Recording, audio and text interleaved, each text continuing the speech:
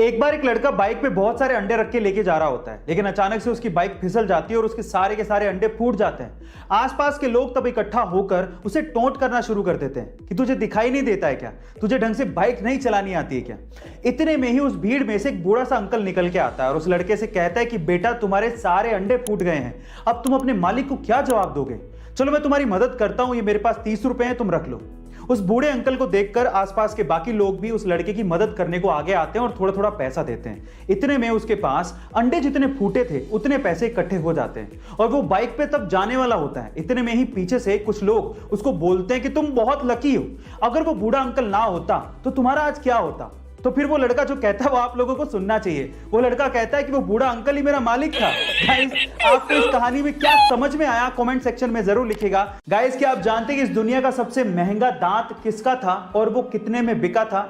चलिए मैं आपको बताता हूं। इस दुनिया का सबसे महंगा दांत बिका था सर आइजैक न्यूटन का, जिसे सन 1816 में लगभग $3633 में बेचा गया था। और अगर आज की महंगाई के हिसाब से उसको इवैल्यूएट किया जाए तो वो लगभग $36,000 के करीब था, जो कि इंडियन रुपीस में 25 लाख रुपए बैठता है। गाइस, यानी कि एक दांत की कीमत 25 लाख रुपए। पर सवाल यह है कि आइजैक न्यूटन सर के दांत का उन्होंने किया क्या। खैर, ये अमेजिंग फैक्ट जान के आपको कैसा लगा चैट सेक्शन में जरूर लिखिएगा। चलिए गाइस, एक सिंपल सा सवाल पूछता हूं। मेरा सवाल यह है कि टेलीफोन का आविष्कार किसने किया था? जरा गेस करिए।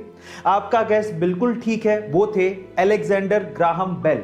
लेकिन अफसोस की बात पता है क्या है? अफसोस की बात यह है कि जिस टेलीफोन का आविष्कार ग्राहम बेल ने किया था उसका उपयोग वो अपने ही घर पे अपनी मां से और अपनी पत्नी से बात करने के लिए नहीं कर सकते थे। क्या उसके पीछे का रीजन जानते हैं? उसके पीछे का रीजन ये है कि उनकी मां और उनकी पत्नी दोनों डेफ यानी कि बहरी थी, वो सुन नहीं सकती थी।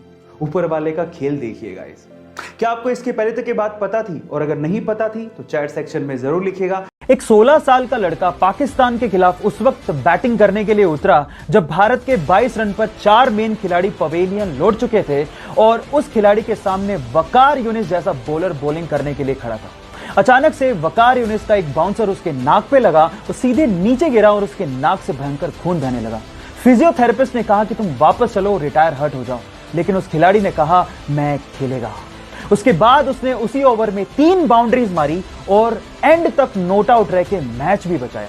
खिलाड़ियों ने उसका हौसला देखकर कहा कि भले ही इसका कद छोटा है लेकिन भविष्य में नाम बहुत बड़ा करेगा।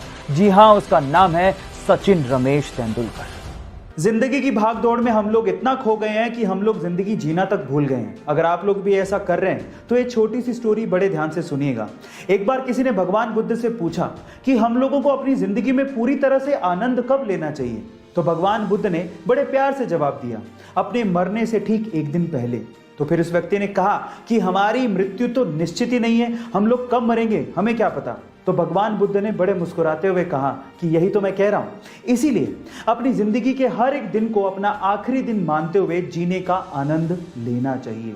गाइस, आपको ये सुन के कैसा लगा चैट सेक्शन में जरूर लिखिएगा और ऐसे अमेजिंग वीडियोस के लिए यूट्यूब पे हमारे चैनल को सब्सक्राइब कर लीजिएगा और अगर आप इंस्टाग्राम पे देख रहे हैं तो मुझे फॉलो करना मत भूलिएगा। मिलते हैं अगली वीडियो में।